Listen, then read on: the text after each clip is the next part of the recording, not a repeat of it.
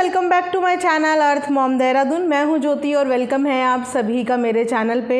तो आज की वीडियो ना मोस्ट अवेटेड वीडियो थी बिकॉज इसके लिए मुझे बहुत सारे कमेंट्स आ रहे हैं। आई नो कि पिछले एक रात में, मतलब कल पूरा दिन मैंने वीडियो नहीं बनाया और पिछली एक रात में जो तहलका मच गया है यूट्यूब के अंदर, उसके बारे में बातचीत तो करनी बनती है। लेकिन मैंने अपनी इससे पहले वाली वीडियो में बोला था कि मैं सिर्फ पॉइंट टू पॉइंट बात करूंगी, रीज़न बिहाइंड कि जो ऑडियंस हमें वहाँ से देख रही है वो ऑडियंस किसी भी तरीके के कन्फ्यूज़न में ना आए। ये जंबल रोलर कोस्टर वाला इन व्लॉगर्स ने ज़रूर सिनेरियो कर दिया होगा, लेकिन एज अ रिएक्शन चैनल मैं सिर्फ पॉइंट्स पे बात करूँगी। पहला पॉइंट आप लोगों के सामने वीडियो है, लास्ट वीडियो जो मेरी है आप वो जाके देखना। आज मैं बात करने वाली हूँ जो एक पॉइंट से बिल्कुल डिफरेंट, यानी कि दूसरे पॉइंट पे बात थी। इससे पहले एक कहावत मेरे गले में फंसी हुई है, मैंने सोचा चलिए आप सबके लिए बता देती हूँ कि आपने सुना होगा, हम तो डूबेंगे सनम लेकिन तुम्हें भी साथ लेके डूबेंगे। जो कंट्रोवर्सी सिर्फ सचिन जी और जेठू जी की थी, आज उस कंट्रोवर्सी में सब लोगों को घसीट दिया गया है। महिलाओं का इस कंट्रोवर्सी में ना कोई काम था ना कोई जिक्र था, लेकिन आज उन महिलाओं की प्रिवेसी भी दांव पे लगा दी है। वैसे उस बंद कमरे के अंदर 5 महिलाओं में से 2 के नाम तो सबको पता ही हैं। एक ने अपने मुंह से बता दिया, दूसरे ने भी अपने मुंह से बता दिया। अब बचती हैं उस बंद कमरे के अंदर की बाकी की 3 महिलाएं जो फिलहाल चुप हैं, लेकिन ऐसा लग रहा है कि आने वाले 1-2 दिन के अंदर, या हो सकता है आज भी, वो भी सामने आ जाए कि आखिर उस बंद कमरे के अंदर जो 5 महिलाएं थी वो क्या कर रही थी। और इस बार वाकई में हम जी बात नहीं करेंगे, कहानी के दोनों पहलू शुरू करेंगे और पहलू हमेशा ए से शुरू होता है क्योंकि हर लेटर ए से शुरू होके जी पे एंड होता है। तो जी से ए पे नहीं जाएंगे, ए से जी पे जाएंगे और ए से जी पे हमें सुनना भी है। तो आज सेकंड पॉइंट मेरा इसी पे होगा कि उस बंद कमरे के अंदर जहां पे सचिन जी के द्वारा ये एलिगेशन लगाया गया कि उनका इंसल्ट हुआ, 5 औरतों के बीच में उनका इंसल्ट हुआ, जो कि वाकई में एक बहुत बड़ी ह्यूमिलेशन है क्योंकि हमने सचिन जी के मुंह से सिर्फ और सिर्फ जी बात सुनी है कि वो एंटर हुए। और ताजुब की बात ये थी कि एंटर होने से पहले और एंटर होने के बाद की पूरी कॉन्वर्जेशन सचिन जी को पता थी। शायद इसीलिए जब उन्होंने उसका नाटकीय रूपांतर किया तो उन्होंने उससे पहले वाली भी और उसके बाद वाली भी चीज़ें बताई। दैट मीन्स कि वो जो 5 औरतों का ग्रुप अंदर था, 5 फैमिली फ्रेंड्स, फैमिली इनफैक्ट, उनमें से चुगलखोर कौन था जिसने अंदर क्या हो रहा था और बाहर क्या हो रहा था, ये सारी चीज़ें सचिन जी को पास ऑन करी। जनरली क्या होता है कि फैमिली में जब 2 लोग लड़ते हैं तो बाकी के लोगों का काम होता है दोनों के बीच में पैचअप करवा देना। ये काम तो किसी ऐसे इंसान का होता है, चुगली करना, किसी के कान भरना, जो फैमिली को वाकई में तोड़ना चाहता हो या वाकई में डिस्प्यूट करवाना चाहता हो, क्योंकि फैमिली तो इसी का नाम है। और इसका पूरा एग्जाम्पल है सचिन भैया की खुद की फैमिली कि इतनी कंट्रोवर्सी, देवरानी जेठानी, सास बहू, बेटा बहू, क्या क्या कंट्रोवर्सी पिछले दिनों सबने नहीं देखी होगी, सबने देखी है। लेकिन उस कंट्रोवर्सी के बाद भी, बहन के साथ की कंट्रोवर्सी के बाद भी, देखिए खून के रिश्तों में कितनी ताकत होती है। आपके उन 5 रिश्तों को जो कमरे के अंदर थे उनको बाहर निकलने में आज पूरे 2-3 हफ्ते लग गए, लेकिन आपकी बहन अपने भाई का इतना दर्द भी नहीं देख पाई। वही बहन शायद जिसके साथ काफ़ी कंट्रोवर्सी पिछले दिनों चली, वो दुख नहीं देख पाई और आके अपने भाई के लिए स्टैंड लेते हुए उसने बात बोली। सारी कमियां एक तरफ रख के, बीते दिनों की सारी बातें रख के उसने सिर्फ अपने भाई की अच्छाइयां गिनवा दी। तो इसे कहते हैं सगी बहन, इसे कहते हैं खून के रिश्ते और इसे कहते हैं कमाई हुई दौलत, जो कि आपके खुद के घर के लोग होते हैं। बाहर के लोगों को आपको फोर्स करना पड़ रहा है, उनको सिंपैथी दिखानी पड़ रही है, अपने आप को अकेला दिखाना पड़ रहा है, अब जाके शायद हो सकता है कि वो अपने अपने बिलों से बाहर आए। लेकिन सगा वही होता है, दर्द उसी को होता है जिसको बोलना भी ना पड़े। वो हर चीज़ दांव में रख के आपके लिए, आपका साथ देने के लिए और सच बताने के लिए खड़ा हो जाए। लेकिन अफसोस कि जो YouTube फैमिली के नाम पे जो फैमिली कमाई, जिसको बढ़कर परिवार से ज़्यादा प्यार दिया, आज उसी फैमिली के लोगों को, इनकी फ्रेंडशिप वाली फैमिली के लोगों को बाहर निकालने के लिए एड़ी चोटी का जोर लगाया जा रहा है। तो ऐसे रिश्ते सिर्फ और सिर्फ बनावटी होते हैं, क्योंकि ये प्रूव आप लोगों ने खुद इस बीच में कर दिया है। 5-7 लोगों के ग्रुप में अब बचे ही कितने हैं? आई थिंक 2-2, 3-3, 4-4, कितने? क्योंकि जो म्यूचुअल लोग हैं वो तो ना यहाँ है ना वहाँ है। तो देखा जाए तो इस वक्त रेशो 2:2 का है, और वो उसका खेमा, ये इसका खेमा। तो खेमे वाली बात भी शुरू की थी सबसे पहले सचिन जी नहीं।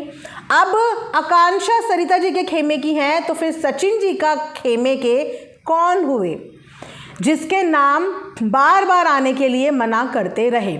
बहुत सारे लोगों ने ये शिकायत करी थी कि जेठू जी ने वो रिकॉर्डिंग पूरी क्यों नहीं चलाई, क्योंकि जेठू जी उन लोगों के नाम, उन लोगों की प्रिवेसी ब्रीच नहीं करना चाहते थे।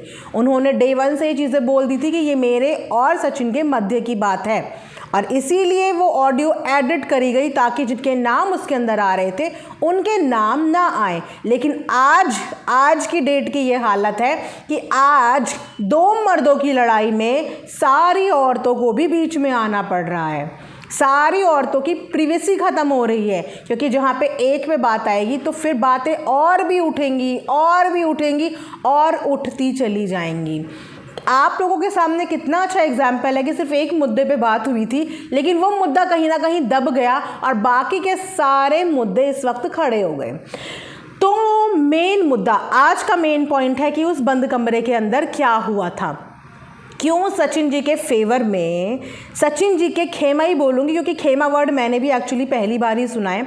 हमारे उत्तराखंड का ये वर्ड नहीं है, मैंने फर्स्ट टाइम ही सुना है। हो सकता है यूपी बिहार में खेमा खेमा ये सब चीज़ें करती हूँ।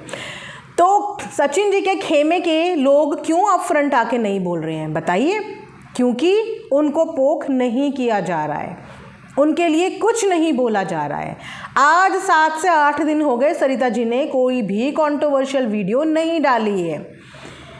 और क्यों सरिता जी के खेमे के, मतलब कि आकांक्षा को आके वीडियो बनानी पड़ गई?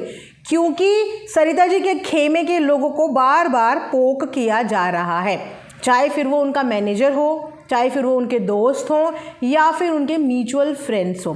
ये सबूत है सचिन जी की खुद की कम्युनिटी। पिछले 1 हफ्ते की कम्युनिटी आप देख लीजिए, पिछले 1 हफ्ते में किस किस तरीके के लोगों को पोक किया गया, हर किसी को पोक किया गया, और फिर इंसान को सामने फ्रंट फुट पे आना ही पड़ा। लेकिन फिर भी सबने अपनी अपनी प्रिवेसी ब्रीच करी, अपने अपने लिए स्टैंड लिया। अभी तक भी ये बात की मिस्ट्री बनी हुई है कि क्यों उस बंद कमरे के अंदर सचिन जी की डिसरिस्पेक्ट हुई, क्यों सरिता जी यहाँ तक भरी हुई थी, क्यों सचिन के अलावा उन्होंने किसी और के साथ वो मिसबिहेव नहीं किया, क्यों सचिन जी दवाई देने के लिए उस कमरे में आए, किसको वो दवाई दी गई और क्यों वो दवाई हाथ पे ही देनी थी। तो ये सारी बातें अभी भी मिस्ट्री बनी है। लेकिन आप लोग बिल्कुल फिक्र मत कीजिए, हम ऑडियंस हैं और हमें हर चीज़ के बारे में सबूत चाहिए। अगर ये चीज़ें इन्होंने शुरू कर दी है और एक न्यूट्रल ऑडियंस होने के नाते हमें ट्रांसपेरेंसी दी जाए, हमें ट्रांसपेरेंसी बताई जाए। भैया मिलियन सब्सक्राइबर करके बैठे हो, कुछ जिम्मेदारी है या नहीं है सब्सक्राइबर के प्रति आप लोगों की, कि आके एक अपनी कहानी बताता है और कहानी बताता है एंड से, शुरू से कहानी क्यों नहीं बताते हो? आप लोग तो डेली व्लॉगर हो। डेली व्लॉगर मतलब आपकी डेली लाइफ। इतना इंसिडेंट होने के बाद भी, इतना झगड़ा होने के बाद भी पार्टी का वीडियो हर किसी के व्लॉगिंग चैनल पे आया। पार्टी का एक भी कंटेंट किसी ने ख़त्म नहीं करा। किसी की बेइज्जती हो रही है, किसी की इतनी इंसल्ट इतने लोगों के सामने, लेकिन व्लॉग बराबर आया, उस पार्टी का कंटेंट बराबर आया। तो ये कौन सी दिल को हर्ट कर गई थी? डिसरिस्पेक्ट होने का मतलब है कि भैया अब नहीं, लेकिन उसके बाद कंटेंट के साथ कॉम्प्रोमाइज़ नहीं हुआ, सबने वो कंटेंट डाले। तो प्लीज़ हमें कब ये बताया जाएगा, क्योंकि ये जंग शुरू करी थी सोशल मीडिया पे जेठू जी और सरिता जी ने, और शायद पोक किया गया था। अगेन सचिन जी की पोक करने की आदत तो देख ली है। अब मैं इसीलिए ये बोल रही हूँ क्योंकि जो लोग इस चीज़ में इन्वॉल्व भी नहीं थे, जैसे कि रिव्यू रिएक्शंस वाले, उनको भी पोक किया गया, वरना कभी किसी ने इस तरीके से पोक नहीं किया। तो उनकी ये पोकिंग आई थिंक हैबिट बन चुकी है और इस पोकिंग की वजह से ही आज वो अकेले हैं। उनके लिए आके उनकी कहानी का दूसरा पहलू कोई नहीं बता रहा है, उनके खेमे के लोग, और वहाँ से सरिता जी के खेमे भी नहीं बोलूँगी, उनकी तरफ से बहुत सारे लोग आके खड़े हुए हैं, क्योंकि डायरेक्टली इनडायरेक्टली उन लोगों को पोक किया गया। अगर यही पोकिंग सरिता जी भी अपनी कम्युनिटी में लगाती और पूछती दवाई किसके लिए आई थी, कमरे के अंदर क्या डिस्कशन हो रहा था, दवाई हाथ में पकड़ाना क्यों था, कमरे के अंदर घुसने से पहले और बाद में क्या हुआ था, अगर वो भी बार बार ये पोकिंग स्टेटमेंट्स देती कि आखिर में वो तीसरा बंदा कौन है, जो तीसरा बंदा सृष्टि के टाइम पे भी अवेलेबल था, वो तीसरा बंदा इधर भी अवेलेबल था, उस तीसरे बंदे का नाम क्यों सामने कोई भी लेने की हिम्मत नहीं कर पा रहा है, या वो तीसरा बंदा एक मिस्ट्री बन गया है जिसके ऊपर पूरी सच्चाई की सुई टिकी हुई है। लेकिन क्या आप इस वक्त इस कंट्रोवर्सी में किसी भी वर्बल स्टेटमेंट पे बिलीव करेंगे? क्योंकि बीते दिनों जो फ्रेंडशिप का तमाशा उठा है ना, मैं सच बताऊं तो मेरा किसी की भी ज़ुबानी बातों पे ना विश्वास उठ गया है, चाहे वो कोई भी हो, मेरा ज़ुबानी भाषा पे विश्वास उठ गया है। जिस तरीके से खेमा प्रूव्स ये सब, अब हमें प्रूव्स ही चाहिए, ना हम इनके खेमे के किसी लोगों की वर्बल बातों में विश्वास करेंगे, ना हम इधर के खेमे की किसी वर्बल बातों में विश्वास करेंगे। हमें सबूत पेश किए जाएं, हमें कहानी के दोनों पहलू शुरू से एंड तक बताए जाएं। हज़ारों मिलियन सब्सक्राइबर लेके बैठ के यहाँ पे पब्लिक को गुमराह करने का किसी भी क्रिएटर का कोई भी हक नहीं बनता। हिंदुस्तान पाकिस्तान का भी इतना झगड़ा नहीं होगा जहाँ पे झगड़ा यूपी बिहार पता नहीं कौन कौन सी स्टेट के बीच में लग गया है। एग्जाम्पल के तौर पे मेरे खुद के कमेंट सेक्शन में बिहारी यूपी इन लोगों के झगड़े हो रहे हैं, तो यहाँ पे इन्होंने अपनी दोस्ती के बंटवारे के साथ साथ इंसानियत के भी बंटवारे कर दिए हैं, रिलीजन के, कम्युनिटी के, इनके भी बंटवारे हो गए हैं। तो क्या ये एक सही एग्जाम्पल है? क्या इन्फ्लुएंस किया है बीते दिनों इन लोगों ने? और क्यों जब पिछले एक हफ्ते से सरिता जेठू जी साइलेंट हैं तो यहाँ के लोग इतना वायलेंट क्यों हो रहे हैं? खुद भी बोल रहे हैं, दूसरों के कंधे पे बंदूक तो देखो सबने चलाई है। सृष्टि जी इस बात का एग्जाम्पल है कि उनके भी कंधे पे रख के बंदूक चलाई गई है। उनका नाम क्यों लिया गया और उसका नाम अभी तक क्यों नहीं लिया गया जो बीच में म्यूचुअल हैं? थी कौन है? तो क्या जनता ये जानना नहीं चाहेगी कि उस बंद कमरे के अंदर इंसल्ट में एक कहानी शुरू कैसे हुई? जो औरत 7-7.5 महीने प्रेग्नेंट थी वो उस कमरे में क्यों रो रही थी? उस कमरे में क्या डिस्कशन हो रहा था कि वो भी रोई और बाकी के इन्फ्लुएंसर भी उनके साथ रोए? वो क्यों इमोशनल हुई? उनको अपने इतने बड़े दिन यानी कि अपनी गोद भराई के इवेंट में आखिर रोना क्यों पड़ा? तो आप लोग भी ये जानना चाहते हैं, मैं भी ये जानना चाहती हूँ, लेकिन मैं कहानी नहीं सुनना चाहती।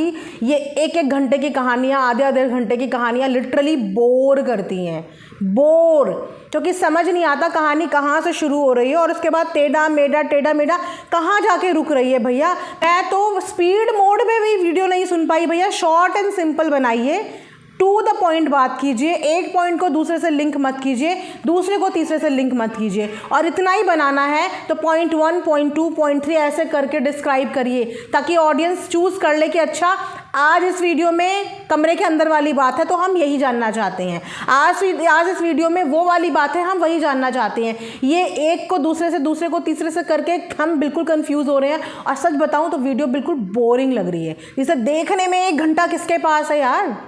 किसके पास 1 घंटा है कि 1 घंटा बैठ के कोई किसी की पूरी पिक्चर देखेगा?